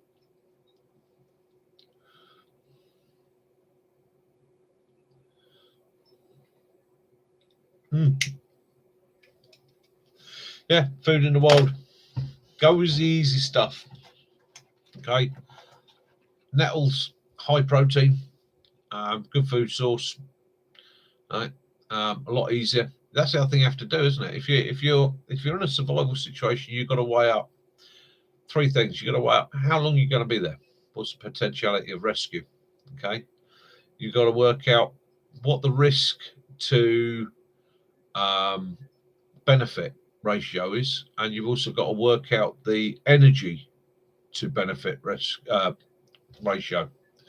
So if it's a case of you're going to spend hours and hours trying to trap or trying to hunt, this old image people have of carving a spear and going out and catching a deer, see, yes, that's a waste of energy. But if you can find enough food and you know you're going to be rescued in 48 hours, and you can find enough around you, things like nettles and plants, that will keep you going, keep your stomach full, stop you feeling really, really hungry, keep your energy levels up a little bit with a bit of sugar and that's all going to help. Yeah, Cambium layer on a lot of trees is actually quite edible when pulped or cooked. Trees, especially things like silver birch. Silver birch is the northern temperate climate plant of survival. Be used for absolutely everything. It produces sugars. There is, without the silver birch, we probably would not have managed as long as we have. It was just such a perfect tool to us. And medicines, again, knowing your herb law, understanding what plants are good for you, which plants are going to help. I've just picked up, unfortunately it's downstairs, so I'm not going to dive down and get it. I just picked up a small book, I'll show you next week, on antibacterials and antivirals in the wild.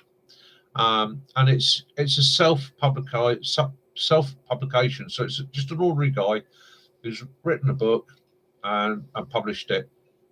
I'll show you next week. It's out on Amazon. Yeah, I found it a very good read. It's one that's gone into my library, so I can drop back on it anytime I want and go, do you know what, I'm feeling a bit off colour, which I am at the moment. So plenty of garlic and honey. It's great antibacterial and antiviral. Yeah, birch bark. You can eat your birch bark. You can eat the leaves off the birch. Makes fire readily, easily. You can peel the bark back, make shelter, make canoes. You can make traps. You can write your name on it. But only use dead wood. Yeah, you'll survive for days in the birch woods. And again, same thing in a coniferous woodland. Okay, yeah, pine needle tea, full of vitamin C. Okay, don't get much else out of it, but you do get vitamin C and a bit of flavouring. So if you're having to eat boiled pond or drink boiled pond water, adding a bit of vitamin C gives a bit more flavouring, makes it a little bit more palatable, which is an essential thing really at the end of the day. To excuse that, if you can make something a bit more palatable, it makes it a lot easier to get down. You know, protein as well, easy protein, things like insects. Okay, it's people always eat worms, yeah, but you know, one of the highest, most efficient sources of protein you'll find, and has all 8 of the amino acids essential to your human body. Okay, steak's only got something like 6, but just the poor old humble earthworm got all 8 amino acids in it. Put them in a box, put them in a bag, 24 hours, let them purge themselves. Okay, you can either into boiling water, put on drying rock. Okay, turn them into what we used to call worm bacon, and munch to your heart's content. And they don't taste that bad. Okay, dried out, they're not that bad. You can crumble them into things. They can use them as a flavouring, a thickening agent. Them in a cup of hot water with an OXO cube. To be honest with you, you're not even going to know you're taking them in, but your body's going to get the protein and the amino acids that you need.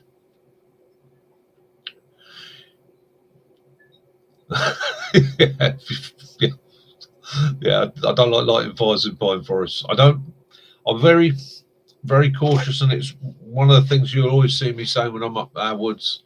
That's got quite a deep peat layer. I say deep peat layer. It's about that deep, and then it's sand underneath. Okay, but I'm always consciously aware of embers, sparks, or something getting into that peat and getting away. Again, I've had experience of that on the training areas and the moors and the heathlands, where there'd be firing tracer 4 weeks later, pouring rain, but you suddenly get a cloud of smoke in the distance, and you get out there and there's a huge area of light. When you track it back, invariably what you find is a small hole that big in the peat that goes down and can go down 2 or 3 feet. And what's happened, a tracer round's arced out, gone through the target, dropped down into the peat and buried itself and ignited the peat underneath.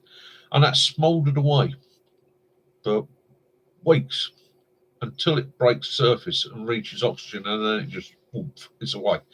I was chatting to a fire brigade guy when they had a heath fire out there, and he was saying at the end of the day, he said they've had fires on peat moorland, heathland, where they've put the fire out and sort of 250 meters away, completely out of the blue, boom, it's lit there.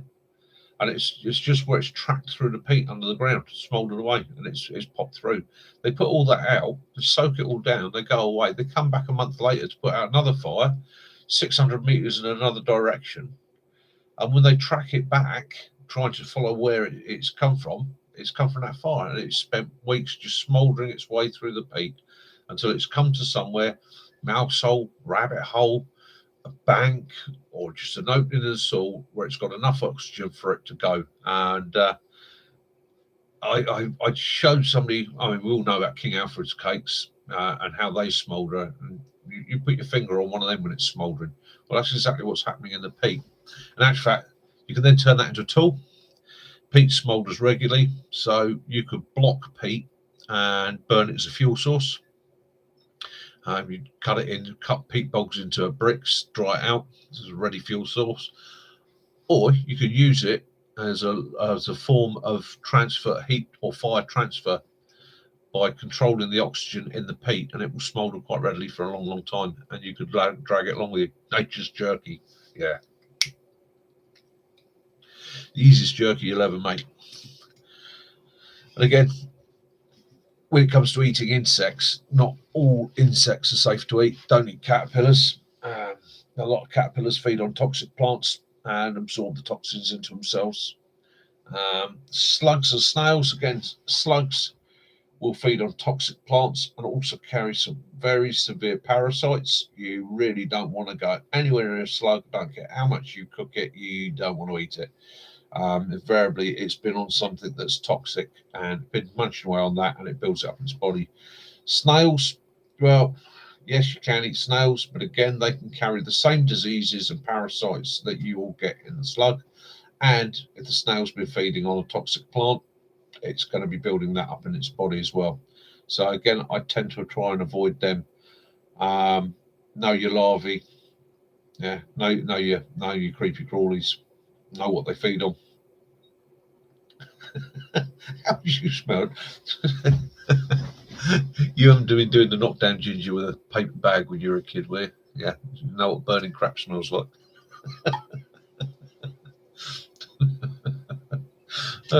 So again, know what you're eating.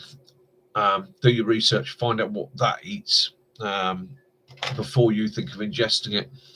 Okay, so there've been plenty of people that have ended up making themselves worse. Snails are in tins in Tesco's. Yeah.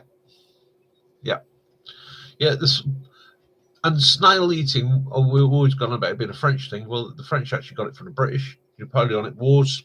Unfortunately, at the time, we took French prisoners. We brought them into the UK. We put them into prison camps. And one of the system was during the Napoleonic Wars, you paid for your keep if you were in prison. Okay, so the French soldiers had to pay their keep. Their families had to pay for them to be fed and cared for. And the French soldiers that were poor, didn't have the resources, would attempt to grow their own food within the prison camp and harvest what they could. And they basically found that the UK is full of very large snails and found that they're a good protein source and would farm them. Now, in Britain, prior to the sort of fame of escargot, for many hundreds of years, we've eaten something called woolfish. Yeah? And woolfish are snails. Okay, it used to be quite a traditional thing in some areas. And again, what they would do, they would harvest the snails.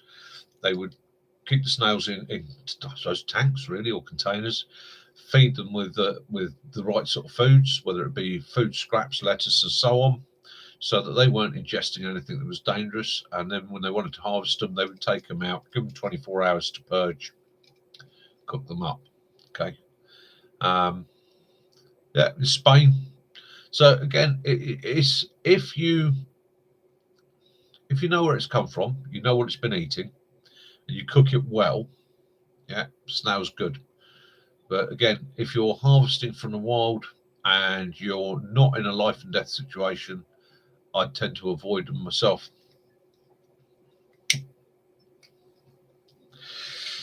Besides that, you can get a very nasty sliming from a snail.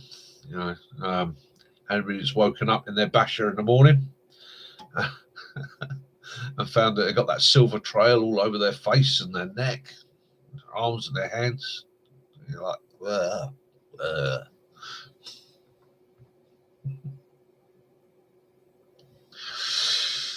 yeah. So yeah, there we go. There we have it. Hampshire. Right, where are we going from here? So Hampshire Hog Hunters Club. Okay, that's going to be, yeah, more will come into that. I'm going to sit down with Mac, do some chatting. We're going to involve that. I may also be setting up a second channel. I don't know yet, or it may be just off the back of this channel for doing things like reviews and that. All I'm going to say is naughty, naughty, naughty, naughty. That's all I'll say.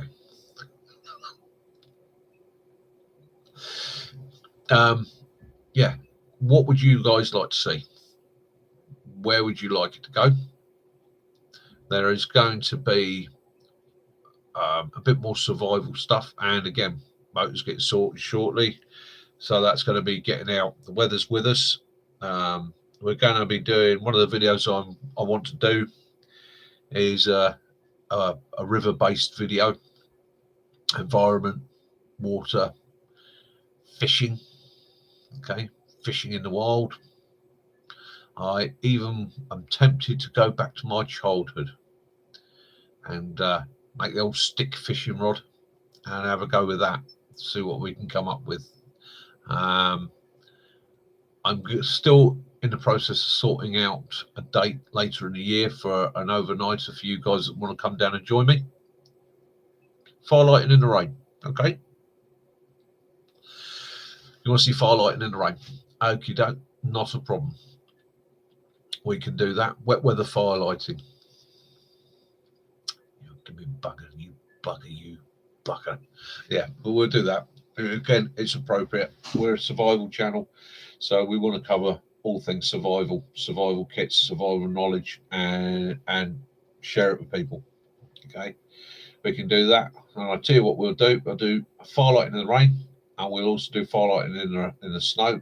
But what we'll do is we will do firelighting from your survival kit. And I think what I also fancy doing is a couple of videos actually where I will live by my words, and we will do a couple of survival videos living out of the tin.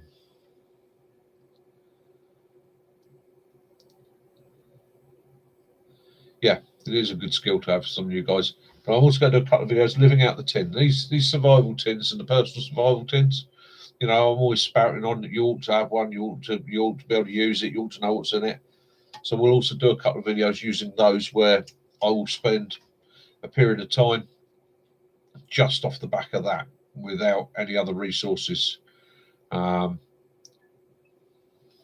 it ain't raining, it ain't training. Yeah. If it ain't snowing, I ain't going. Anybody that's been on Brecon? Yeah, there's a target out there somewhere in the fog.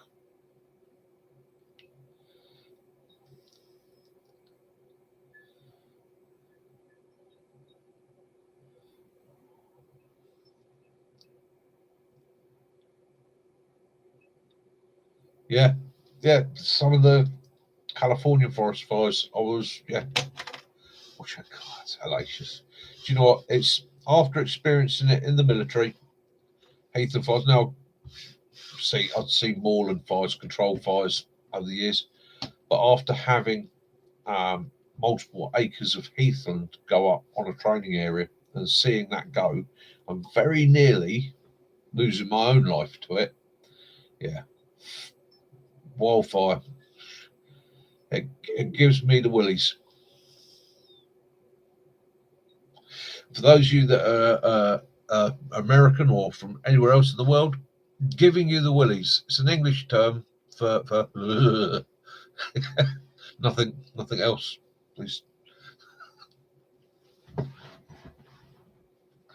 So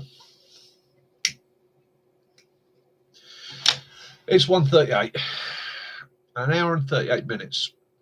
I think we covered the subject tonight. I think we've had a natter. I think we've had a bit of a giggle. Hopefully I haven't waffled too much, and hopefully anybody watching this at a later date enjoys it. And I do apologise about the smoking. The only time you normally see me, unless I've slipped up, smoking on any of my videos is the Sunday night social. And that is because that's exactly what this is. This is the Sunday night social. Please come and join us anytime. Feel free to drop in on a Sunday night, 2000 hours onwards on this channel and enjoy. Go over and have a look at the Facebook page. Yeah, I will carry on being me. Go over and have a look at us on our Facebook page, which Caroline's going to pop up the details for me in a second. And also, Yeah, please, guys, like and share, like and subscribe and share us. Want to try and grow this channel. When I came up here tonight, we are 2 subscribers off the 500 subscriber giveaway. Okay, bear with me, bear with me, bear with me.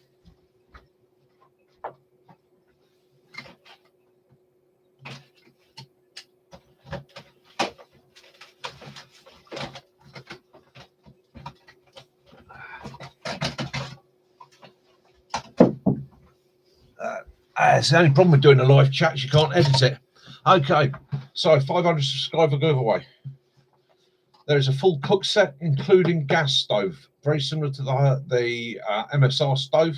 And there is everything. There's 2 pots, 2 bowls, 2 knives, 2 forks, 2 spoons, 2 cups, the gas stove, the whole lot in that. That's going to 1 subscriber that we will announce, hopefully, next week's live chat. The other subscriber is going to get this, which is the Heichmann meth stove and cooker. Okay, an absolutely brilliant piece of kit, which you have seen me use on my videos. There you go. Fumbling in. There we go. So you get a meth stove. So if you've got a Coleman, if you've got a Trangier or you've got an M40 cooker and your old meth stove's dying, that works brilliantly on it. Okay, got a snuffer and a simmer ring on that, and that also has a titanium cooker. So obviously that drops into there like that, and you can place your pot on top and cook with it. So the other subscriber's going to get that. Okay, and we are 2 subscribers off. So I'm hoping by next week, okay, we'll be there.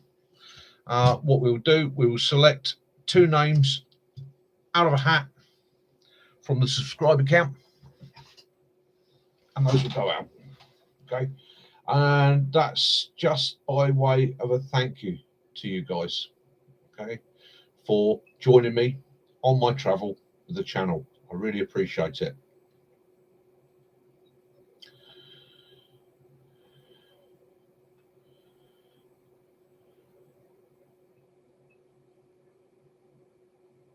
Yeah, so the Facebook page, which you can go to, as Caroline said there, it's a place to chat through the week. It's a place to see what's coming up. It's a place to go to if you need advice. Yeah, join us on the Facebook page. If you need advice, you need help, or you want to know something, or you've got a quick query, hit us up. That's what we're here for. Okay, and we will be covering more outdoor themes on that. So places to go, visits, adventures you can have. Also hitting you up with dates and places and times I'm going to be.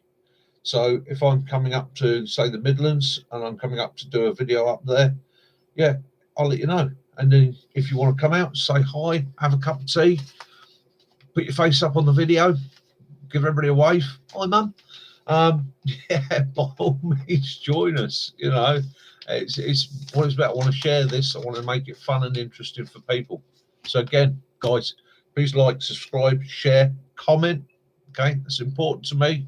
I love the feedback. And even if you've got a negative, even if you've watched something of mine and you think to yourself, bloody hell, Mick, that was rubbish, or Mick, you're wrong, that's a wrong piece of advice, hit me up, let me know.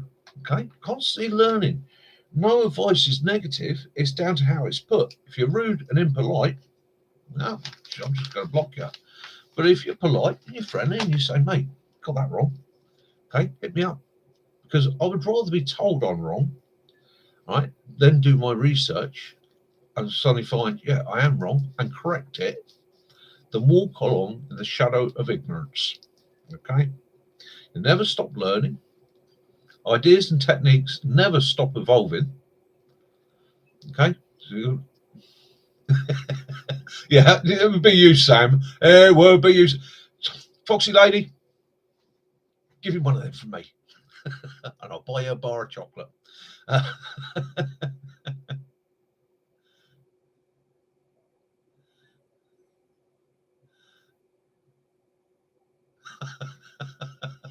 Always one, yeah. Yeah, Lee. That's a nightmare, isn't it? Well, I hope it works for you for the rice. It's supposed to be a really good method.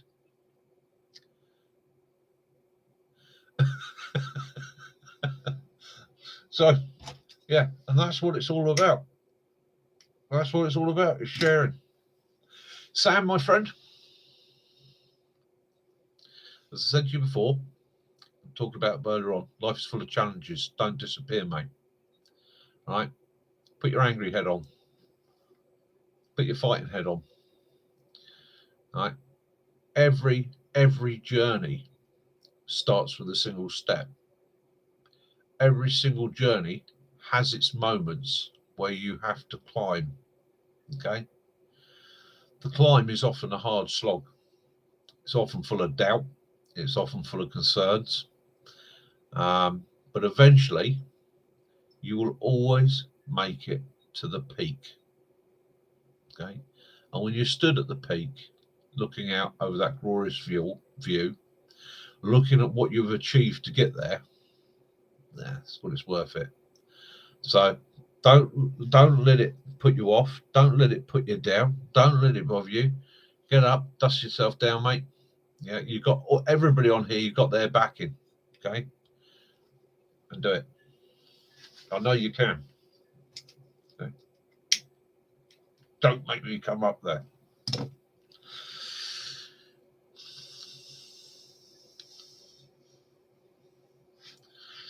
Yeah, it's moisture and phones, moisture and technology. Yeah, 5 years. That's a kick in the proverbial nuts. But mate, don't get started. You can come back from it. Okay. And I know how difficult it can be. Okay. I've had many challenges in my lifetime, and some that I walked away from. There's a couple of times I've walked away from things and said, that's it, not doing it. Do you know what? It's always regretted. Always regretted. I'd rather go down fighting, okay, than curl up. So.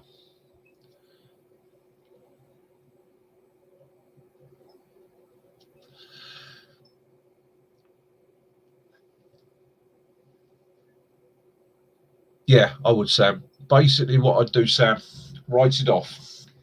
Write it off. If you've been hacked once, they're probably going to try and come back and hit you again in the future. It's the old thief's technique, okay? So a thief breaks into a house, he steals the TV, okay? He will be back a few weeks later because he knows the insurance company is going to buy you a brand new TV. Hackers work exactly the same way, okay? Start afresh, change everything.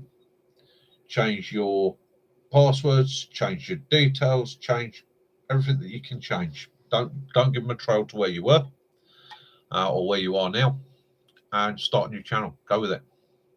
And remember this: in starting afresh, it gives you the option to change things.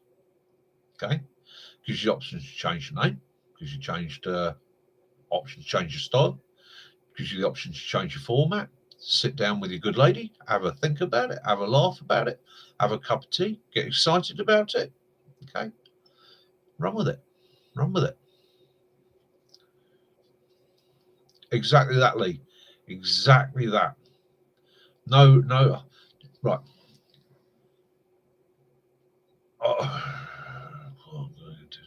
So, in a position of training, had those of you know what BFT is. BFT is British Fitness or British Army or Basic Army Fitness Test. Okay, and you have to run a set distance over a set period of time. And I had a rather large chubby recruit that struggled with it. And officially speaking, he come even after the training period, he come just under the time. But he made an improvement of 2 minutes in the set period of time that he was given to improve. I also had somebody who was an ex-PE teacher that on every run from day one would come in seconds, if not minutes, ahead of everybody else with his arms in the air without even breaking a sweat. Guess who got binned from the course? It was a runner. It was a PE teacher. And he went ballistic. he fought that, right? But the problem was he never improved, right? The little guy that struggled was accepted in on the grounds that because we had seen him make the effort, and by God, he made the effort. That final run, he run, he puked, he run again, okay? Was accepted in because we could improve his fitness, and he had the will, the guts, and the determination to push him there. The PE teacher was just happy with the level that he was at, hence he got binned, no improvement. So again, use that. It's sometimes when you feel at your lowest, when it's kicking in the guts, when you push that hard that you're throwing up, right? Get up, have that line, you'll make it.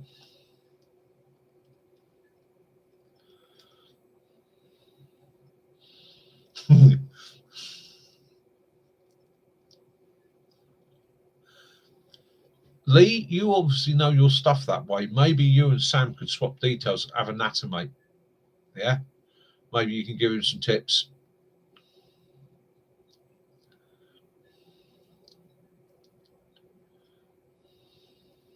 Yeah.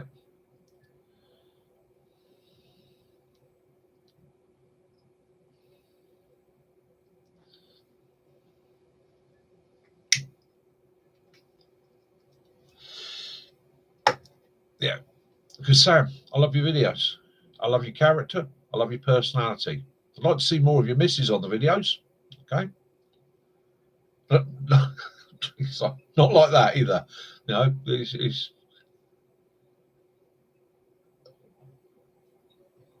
all right. Sam, all right, God's honest truth to you, mate. And you can ask anybody that knows me. I am computer illiterate. Okay. I type with one finger. I can't tell you a byte from a gig. I don't even know what people are talking about there. I'd have a guide come around today to help me with the way I load my videos. And he literally sat there and went, oh my God, you're not doing it the long way around. Do it like this. Click that, click that, click that. Pick yourself up a cheap basic computer.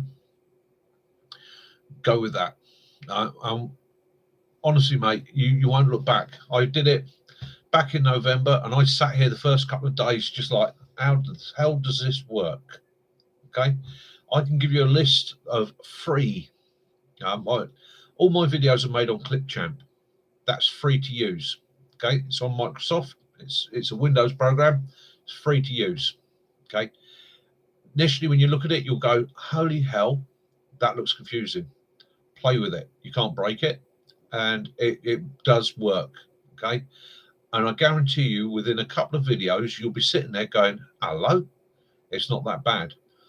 You can even do practice videos, because with YouTube, you can put it up as private.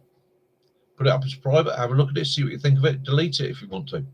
Okay, make another one, play with it that way. The great thing with Clipchamp, you can make your video, watch it through.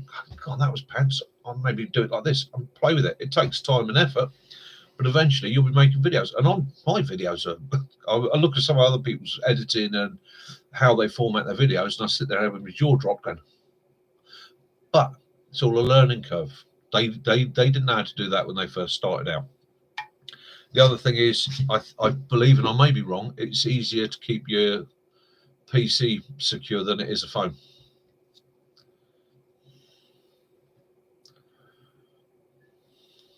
Exactly that.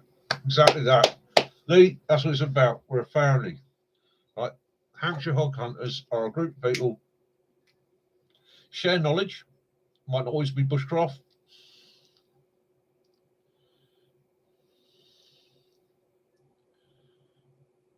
Yep, I only know YouTube.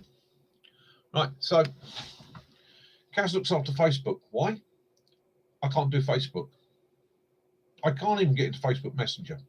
Can't figure it out. Confuses the crap out of me. Twitter, Twitch, Instagram, all that. I have none of them because I don't know how they work. They just confuses the crap out of me. So, I've got a mate that does that for me.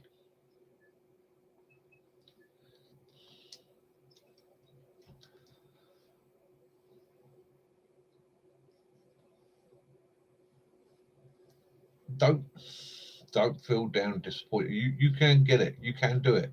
Honestly, If I can do it, and Mac can tell you, all right, and Mac is now under Hampshire Hog Hunters, he'll tell you straight. If Mick can figure it out, anybody can. I left school illiterate. Okay, I didn't learn to read and write properly and do maths or numbers as I call them till I was in my early 20s. Right, I bluffed most of my early adult career. I found every excuse to avoid doing it because I couldn't, and I was embarrassed. Right. I had a very kind lady in the support of my wife who helped me to learn. And I'm still semi-literate. You don't know how many hours I sit trying to type the comments. And the thing I've learned is if it puts a red line under it, it's spelt wrong. I then get my phone and I use the voice app on that and I go, please spell whatever the word is, and then type it in. And on pretty much every comment I put up, there's a word I don't have to spell. Yeah. And if I can learn to use this computer, you can do it. And to be honest with you, I'm quite surprised how, and it's not simple. I still struggle a bit, but I'm learning what it is and how it works. Yeah. Yeah, if you can get a channel back, change absolutely everything. Change absolutely everything. And change it, if you can change it regularly, change it regularly. Yeah. I change my passwords regular.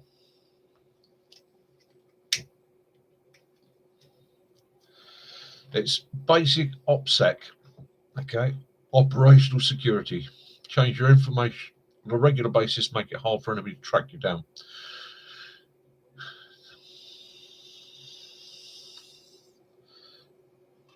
And remember, everybody here is here to support you. Okay? Everybody is here to back you up.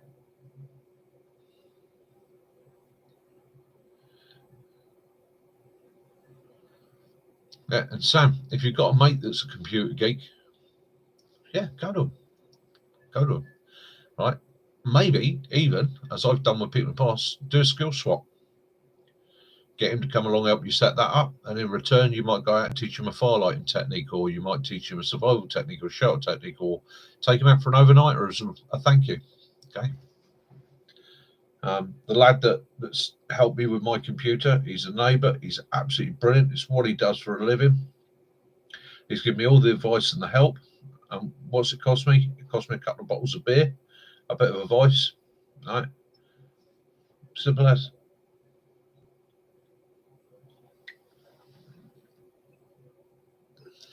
Yeah, and don't spend a fortune. Oh. The computer I bought was second hand. And then my mate, because he's a computer geek, I said, oh, it's a bit slow, have a look at it. And he had a look and he went, oh, come on. Yeah, we'll upgrade the memory on that. And it cost me 60 quid to basically, I don't know what he's done. He's put something in there that's sort of tuned it up. It works a lot better now. Yeah, advice.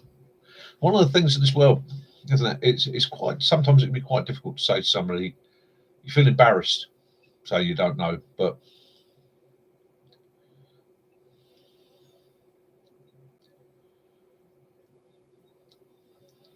yeah, make it as confusing as possible. Randomize it, but make sure you can remember it, or you've got it written down. Don't use it twice. I don't use the same password on multiple things. And it seems easy to have the same password on everything, but in so doing, if they can get into one thing, they get into everything.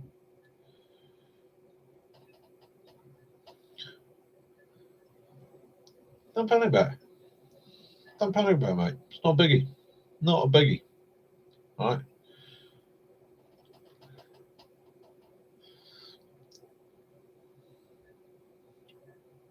It is definitely not a biggie. Okay.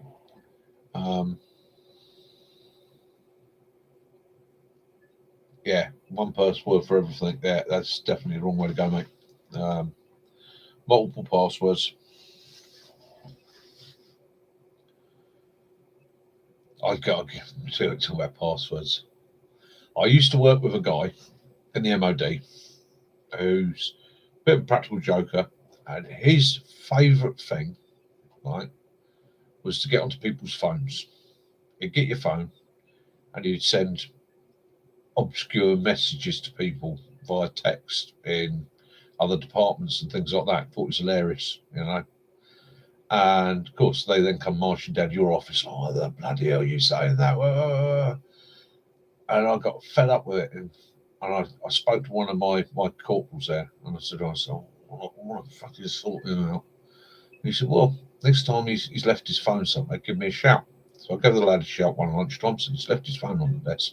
The lad come in and he changed the guy's settings, changed all the language sessions to Russian, right, Cyrillic. Bloke come back and picked his phone up. He's like, what the fuck's happening on my phone? Couldn't translate it, couldn't figure it out, couldn't figure out what to do.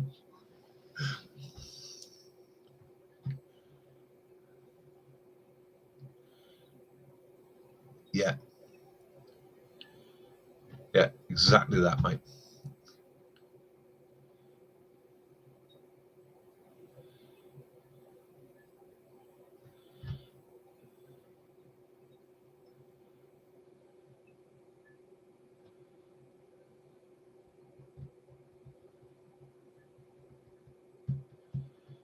Yeah. Again, it's all back to financial security, innit? There we go. Good. Well, I'm going to let you guys chat amongst yourselves for a minute, because I did say I was going to wind it up a little while ago, but obviously you're all sharing information and that there, and you're all having a chat, which is exactly what this channel's about. Okay, it's the whole thing. You don't have to listen to this old fart non-stop. So I'm just going to sit here and watch that go up.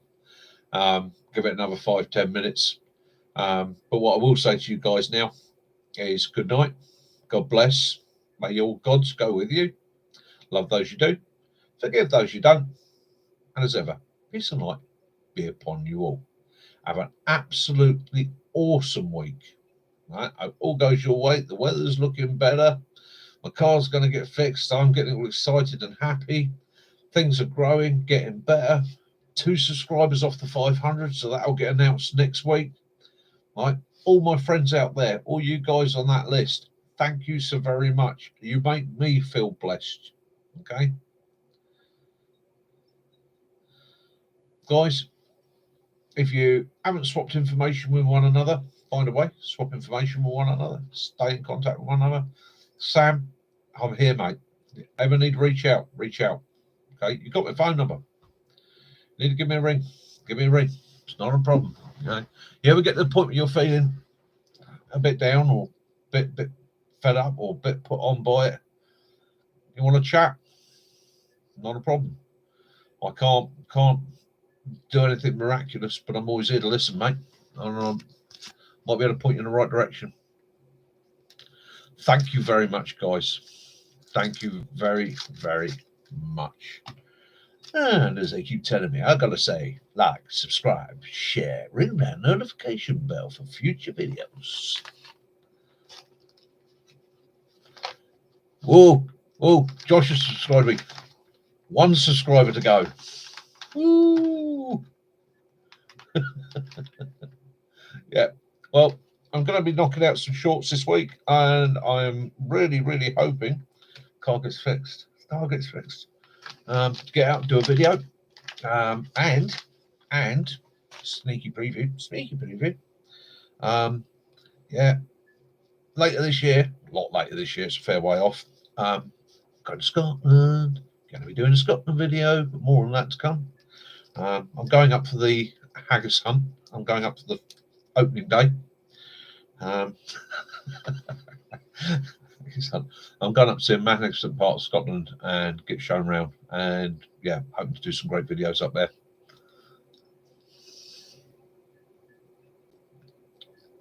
Night all. Be good. Take care. Love and peace.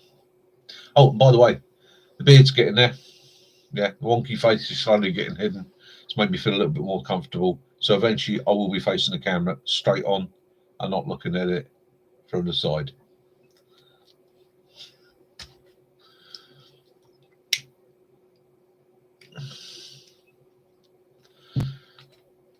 Have a great week.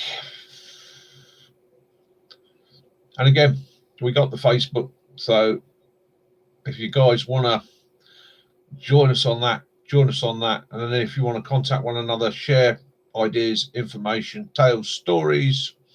If you want to turn around to me and say, Mick, could you do a video on, or Mick, how do I do? I'm sat out here in the woods and can you positively identify this? I'll have a go. I ain't always going to get it right, but I'll do what I can. And if I can help in any way, let me know. And if I don't know, I can always point you in the right direction. Yeah, this face tells a few tales. Every time I look at it, I sort of like, oh my God, I remember when I got that scar. I remember when I got that scar. I remember I got that scar. Yeah, so pictures tell 1,000 tales, don't they? Cheers, Sam. Cheers, Sam. Yeah, and to let you know, yeah, Kaz looks after the Facebook because I don't know how to operate it. She sits there and goes, Mike, and gives me the pointers and directions. Ray, thank you for joining us, mate. Hopefully you can go and hit the sack now and have a nice, quiet night. Thanks for the picture as well, mate. That made my day. And Kaz, we sat there that morning and we were like, yeah, what a beauty. Absolute stunner. Okay. When it goes good, it goes good. Exactly. Spread the word. Hampshire Hogs Hunters Club. Okay. Yeah. Oh, we've already had a couple of people. Oh, I'm not joining that. You're on about hunting. Hunting for knowledge, sharing ideas, supporting one another, making life a slightly happier, easier place, sharing humour.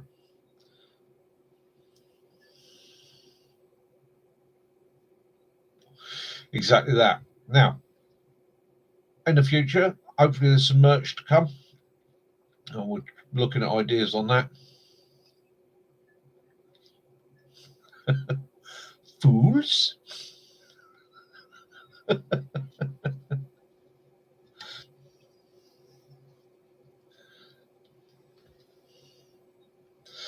And that's it. Yeah. So next Sunday, obviously, we will be at our 500 subscribers. I will draw 2 names at random out of the hat this week. In fact, I'll probably get Kaz to do it. And I will announce those people next Sunday live on this. And then I will put probably a short up just in case they're subscribers, but they don't join us on the live chat.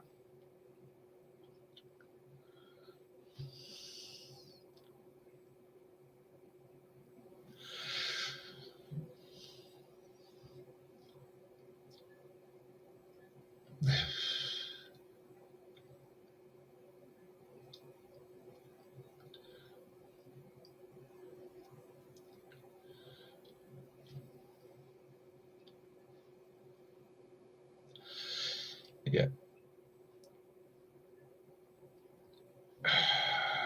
Very wise words. Knowledge. Knowledge dispels fear. Knowledge is power. Knowledge is everything. It takes no weight to carry. It's all up there and will get you through almost any situation. Right? Kit is secondary. Kit is a wonderful thing to have. The more kit you can carry, the easier it becomes. But without the knowledge, the kit is absolutely useless. Yeah. Exactly that. Oh, I'm getting deep and philosophical tonight. Right, that's it. Guys, I'm going to end the stream there. Go in peace. Be happy. Be good. I've said all my good nights. Good night to you all. Thank you for joining us. Look forward to doing it again next week. Peace and light. Mick out.